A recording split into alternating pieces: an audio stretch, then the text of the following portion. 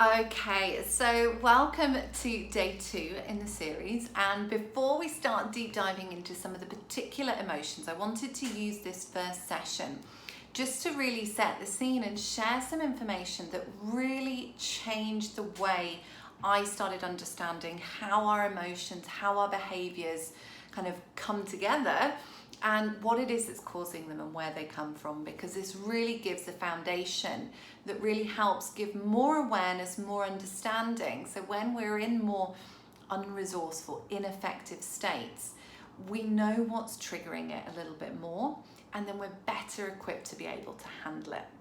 So in this session, I wanted to really touch on 2 things that are kind of interlinked. And the first one is really understanding the process of the NLP communication model. Now, I'm not going to go through all of it in detail. It would be far too long for me to explain it on a short video. But the essence of it is really what I want to start with. And that is all the piece around the fact that our thoughts and the pictures that we hold in our mind create emotional and physical reactions within our bodies. And they actually really influence how we feel about things, because our emotions, our feelings are the result of really those pictures and those thoughts that we are holding in our mind. Now, they come from how we are physically processing the information that comes at us in any particular moment. And that's what the NLP communication model is really highlighting in terms of the process that we all go through in bringing information in, and how we create our own internal representation of that experience that then creates that chain of events that then influences the emotions that we're feeling. Because if you think for yourself, depending on what you're holding in your mind, the pictures that you have, we label that. You'll have different internal dialogue for it. That's the thoughts that are kind of running. And depending on what those thoughts are, what you're saying to yourself and what you're picturing in your mind, you feel differently.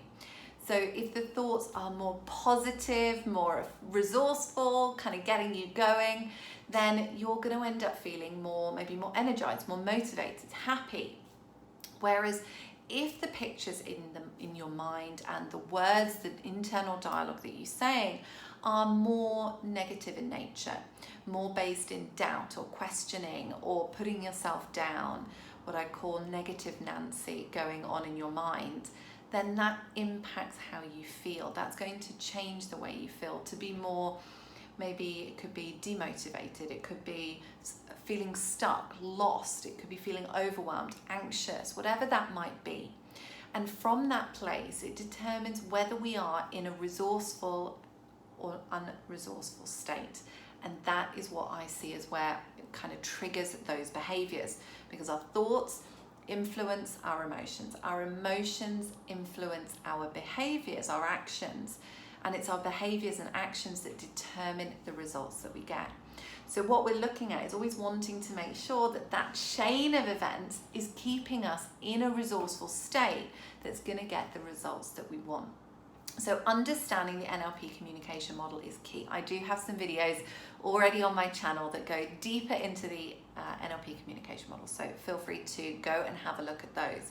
But the second thing, which is very much linked to this, that I wanted to touch on, is a piece about our focus. Because our focus is what we're holding in our mind. So it's back to those thoughts, those pictures that we have. And where we're focusing, what we hold in our mind, well, that's where our energy flows. That's where our attention goes.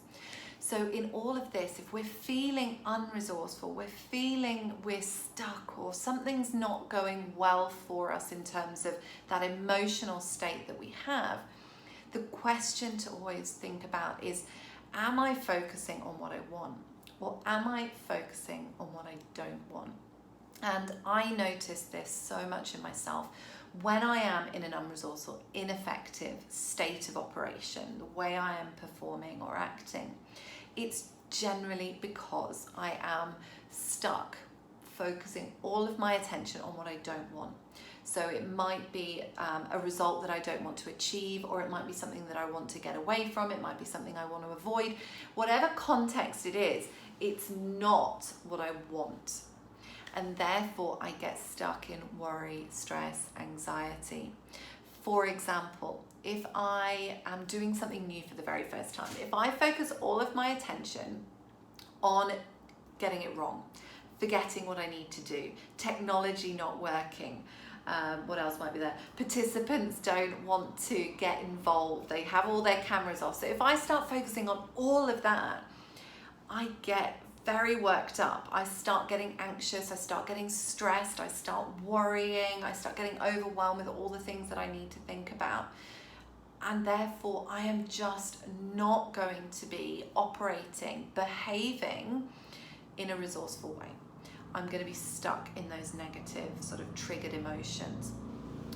Whereas if I focus all my attention on being excited about the fact that I have a new session, I'm going to be delivering all this new content, I really want to get great results for the participants, I want an engaging audience, I want to be, coming off feeling happy, excited, and that I gave my best. Well, when I focus there, I'm not stuck in those other emotions. Actually, I start getting excited, I start getting motivated, and that then pushes me to be much more resourceful in my actions. It motivates me to prepare correctly, it motivates me to reach out to people that are involved in the program to get more information. I start thinking of all the great examples that I can bring in.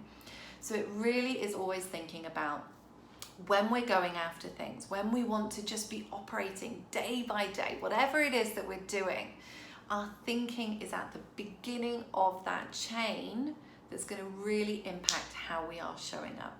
So what I'm going to be going through over these next couple of sessions is actually deep diving into overwhelm, and we're going to be looking at anxiety, and I'm also going to be covering kind of low confidence when doubt starts creeping in.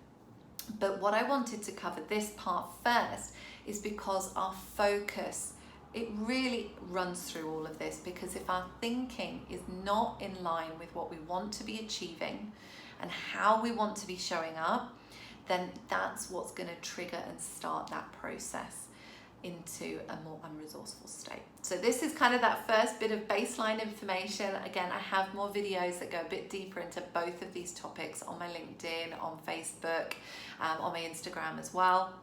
So feel free to have a look, reach out with any questions, share your thoughts around this.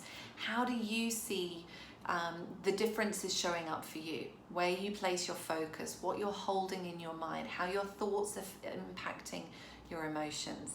I very much look forward to sharing the next video and seeing your comments too. Bye.